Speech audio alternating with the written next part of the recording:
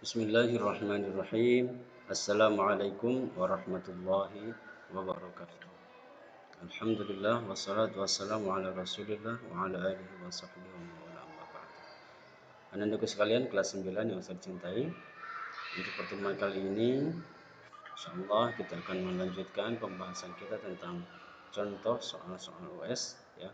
Kemarin kita sudah membahas tentang 12 soal. Insyaallah kita akan lanjutkan dengan soal yang ke-13 ya.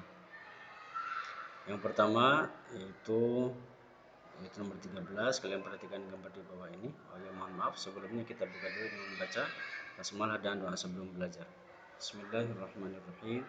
Allahumma inni as'aluka ilman nafi'a wa rizqan thayyiba wa amalan mutaqabbala. Amin ya Allah ya rabbal alamin. Perhatikan contohnya ya. Di sini disediakan sebuah gambar yang ditanya adalah nilai-nilai ya. Nah, dalam gambar seperti ini ada beberapa istilah, ada gambar yang ada sudut yang sehadap, ada sudut berseberangan, ada sudut bertolak belakang, gitu ya. Nah, di sini sudut BAE ya, BAE ini sehadap dengan sudut DEF, ya, artinya menghadap kepada arah yang sama. Ya. Maka kalau demikian kita bisa tuliskan DEF itu besarnya adalah 3Y ya, sama dengan BAE ya. Besar sudutnya. Nah, adik sekalian, sudut CEF dengan sudut DEF itu adalah sudut yang berpelurus, artinya dia membentuk sudut lurus ya, yaitu sudut 180 derajat ini. CD membentuk garis lurus ya. Dan setiap garis lurus itu memiliki besar sudut 180 derajat. Sehingga dengan demikian kita bisa tuliskan sudut CEF ditambah sudut DEF sama dengan 180 derajat. 102 derajat ditambah 3Y sama dengan 180 derajat. Ya, 102-nya pindahkan ke sebelah kanan untuk pindah ruas ya. Dengan syarat dia berubah tandanya. Asalnya positif, di sini positif 102 menjadi negatif 102. Jadi mengurangi 180 jadi sama dengan 78. Maka Y sama dengan 78 dibagi 3 ya. 3-nya dipindahkan ke sebelah kanan dan asalnya kali jadi bagi. Tapi tidak berubah tanda, ingat ya, kalau kali bagi tidak mengubah tanda. Nah, jadi Y sama dengan 26. Selanjutnya nomor 14. Sebuah lantai berbentuk persegi dengan panjang sisinya 6 meter. Lantai tersebut akan dipasang ubin berbentuk persegi berukuran 30 cm kali 30 cm. Banyaknya ubin yang diperlukan untuk menutup lantai adalah berapa? Ya. Kita tahu bersama 1 meter itu adalah 100 cm ya. Kemudian luas lantainya adalah 6 meter kali 6 meter kan, karena dia bentuk persegi. Luasnya kan S kali S ya. Jadi sama dengan 600 cm kali 600 cm. Biar lebih jelas kita perbesar ya. Gitu. Sehingga untuk mencari banyak ubin adalah luas lantai dibagi luas ubin ya.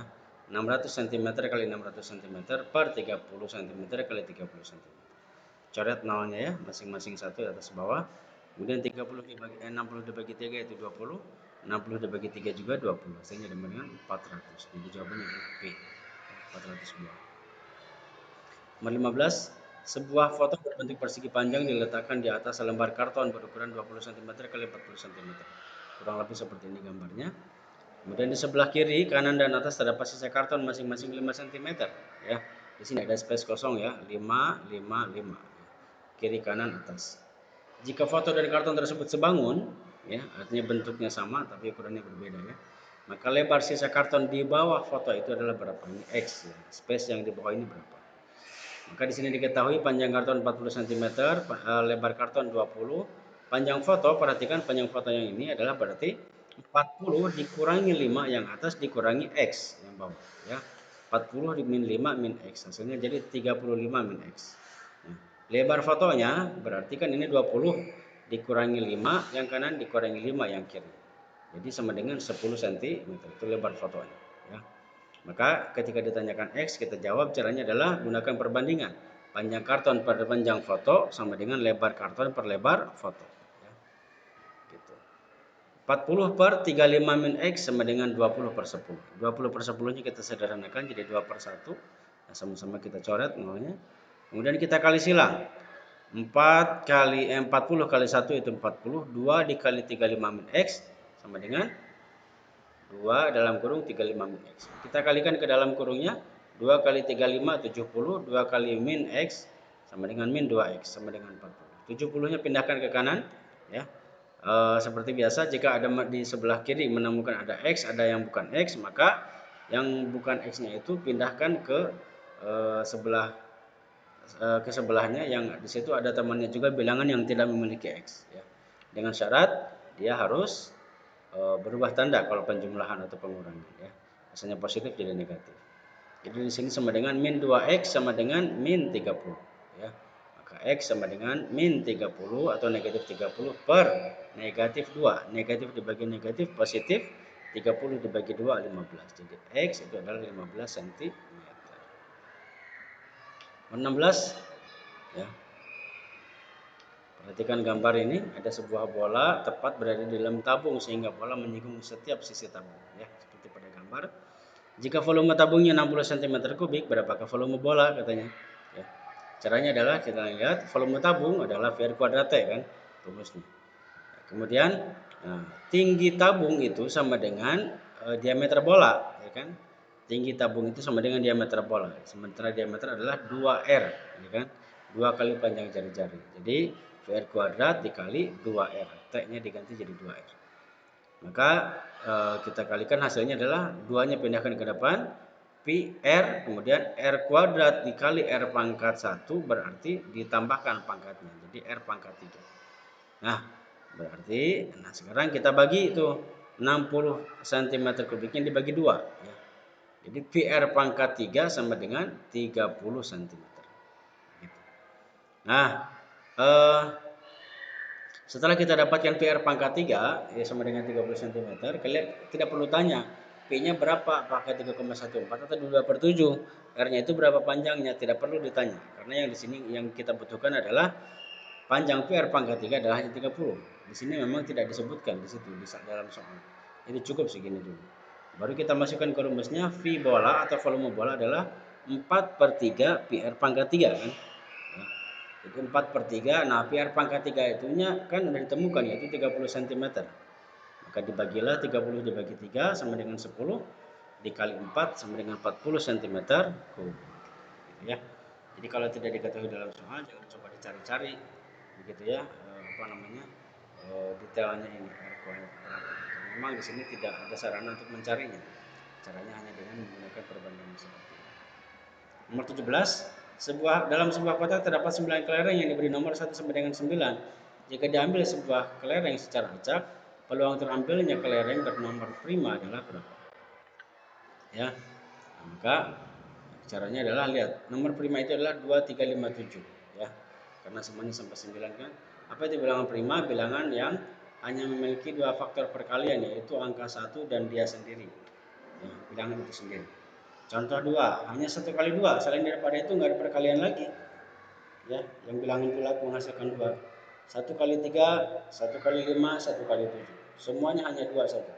Jadi bilangan 1 dan bilangan itu sendiri. Ya. Kalau 4 kenapa nggak masuk? Karena 4 itu masuk ke memiliki 4 faktor, yaitu 1 kali 4 dan 2 kali 2. 6 juga sama, yaitu 1 kali 6 dan 2 kali 3. Ya, 9 juga sama, 1 kali 9 dan 3 kali 3. Nah, sementara kalau 2, 3, 5, 7 nggak ada lain kecuali 1 kali bilangan itu sendiri. Ya. Dan jumlahnya ada 4 itu. 2, 3, 5, 7 itu berarti ada 4. Ya. Maka peluang terambilnya kelereng bernomor prima adalah 4 ya dari 9. Jadi gitu ya kalau peluang itu. Yang ditanya per jumlah total ya. Yang ditanyakan per jumlah total. Kemudian untuk nomor 18, rata-rata nih yang ditanyakan.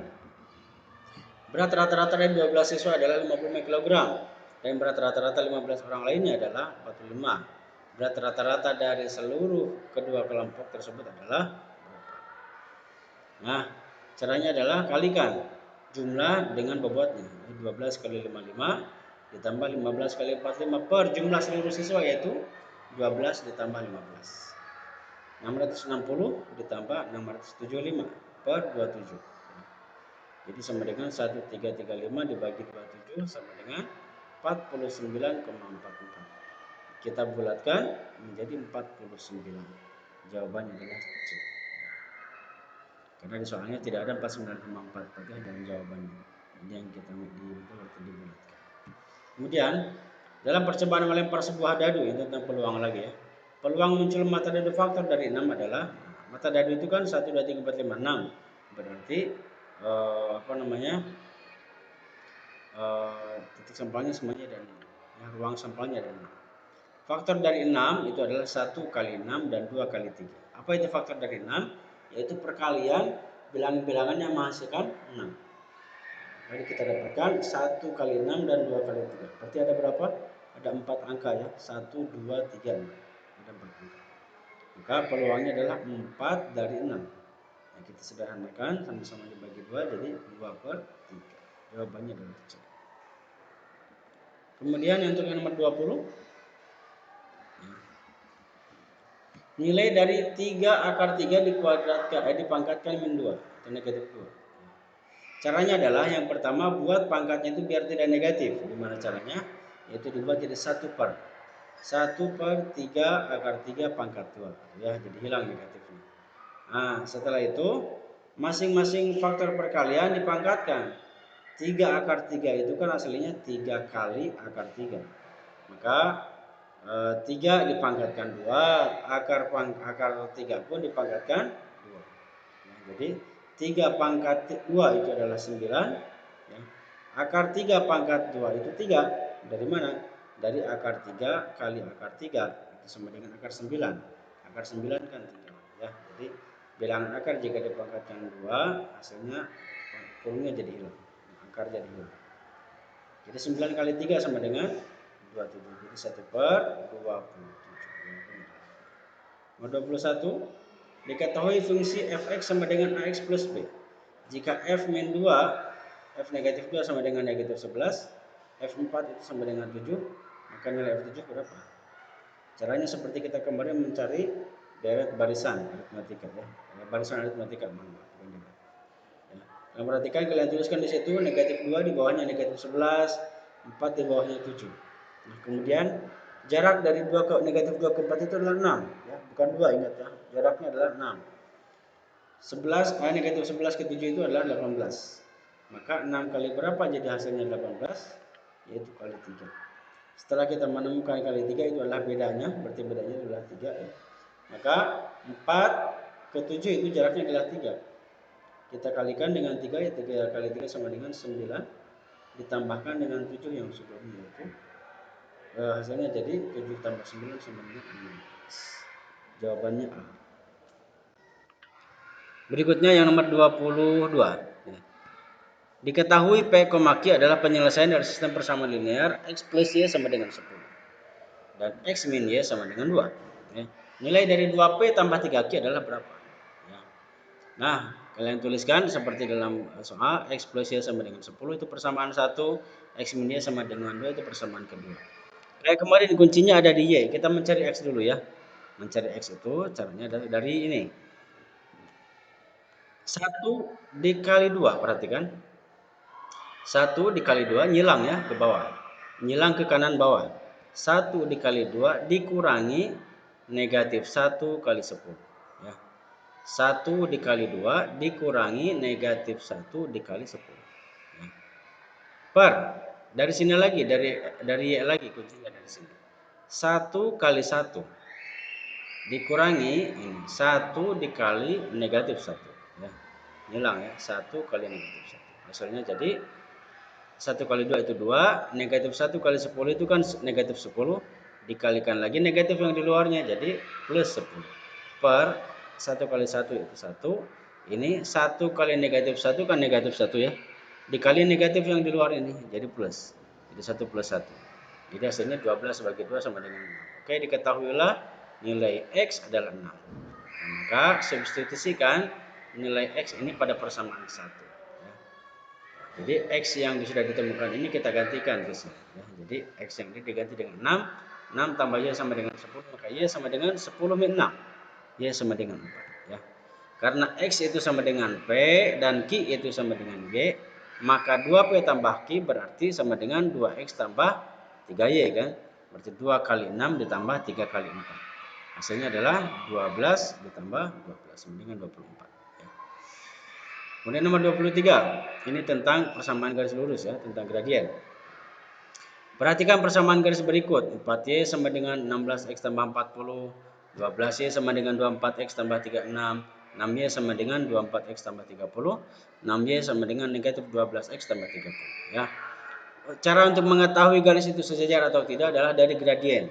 Jika gradiennya sama, maka berarti garis itu adalah sejajar. Nah, maka perhatikan di sini ada bentuk persamaan yang mendekati kepada soal dari bentuk gradien ini, itu Y sama dengan MX plus C. Ya, ini persamaan garis yang mirip dengan soal ya. Y sama dengan MX plus C. Nah, untuk yang nomor 1, 4Y sama dengan 16Y plus 40, usahakan gimana caranya biar 4Y-nya jadi 1Y. Berarti 4 dibagi 4. Ya, maka semuanya kita bagi 4.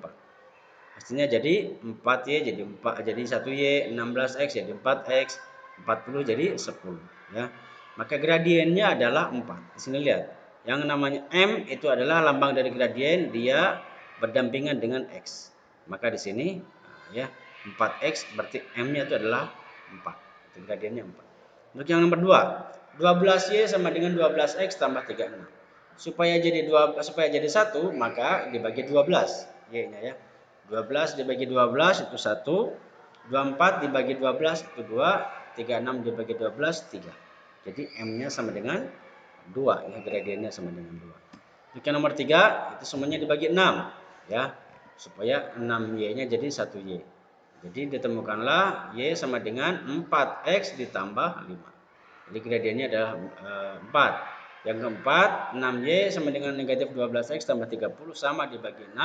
Hasilnya Y sama dengan negatif 2X ditambah 5. Nah, dari sini kita ketahui bahwa yang sama adalah gradiennya nomor 1 dan 3. Jadi jawabannya adalah B. Nomor 24 ya. Perhatikan ada sebuah segitiga ABC ya. Sudutnya ini ada simbol-simbolnya, hanya saja nggak diketahui berapa besarnya ya. Yang ditanyakan sudut BAC. Maka langkah pertama adalah temukan dulu nilai X berapa. Caranya adalah jumlahkan semua sudut ini sama dengan 180 derajat. Karena semua segitiga, jumlah total sudutnya adalah 180. Jadi sudut A tambah sudut B tambah sudut C sama dengan 180 derajat. Masukkan nilai-nilainya 2x tambah 4, 8x tambah 1 dan 4x tambah 7. Kita satukan X dengan X. 2x 8x tambah 4x. Jadi 14x, kemudian 4 tambah 1 tambah 7 itu 12 sama dengan 180 derajat. Pindahkan 12-nya ke sebelah kanan, jadi mengurangi 180 hasilnya jadi 168. Maka X sama dengan 168 dibagi 14. X itu sama dengan 12 ya. Nah, berarti kalau demikian sudut BAC adalah 2X tambah 4 kan. BAC itu berarti sudut A yang ditanya. Maka 2 dikali 12 ditambah 4. Jadi 24 ditambah 4 sama dengan 28. Terakhir, nomor 25 ya, di sebuah balok memiliki panjang 36, lebar 16, tinggi 12 cm. Panjang diagonal ruangnya adalah rumusnya adalah P kuadrat ditambah L kuadrat ditambah T kuadrat. Itu rumus dari diagonal ruang. Yang berarti 36 kuadrat ditambah 16 kuadrat ditambah 12 kuadrat. 1296 tambah 256 tambah 144 sama dengan 1696. Jawabannya adalah A ya. Itu saja mungkin yang bisa Ustaz sampaikan. Kemudian untuk latihan soalnya nanti Ustaz akan berikan di grup WA kalian masing-masing. Silakan dikerjakan di buku tulis, kemudian dikumpulkan ke Ustaz dan itu akan menjadi nilai tambahan nilai rapor ya. Cukup itu saja, kita tutup dengan doa kifaraah majelis.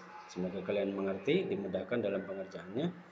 Subhanakallahumma bihamdika asyhadu an la ilaha illa anta astaghfiruka wa atubu ilaik. Assalamualaikum warahmatullahi wabarakatuh.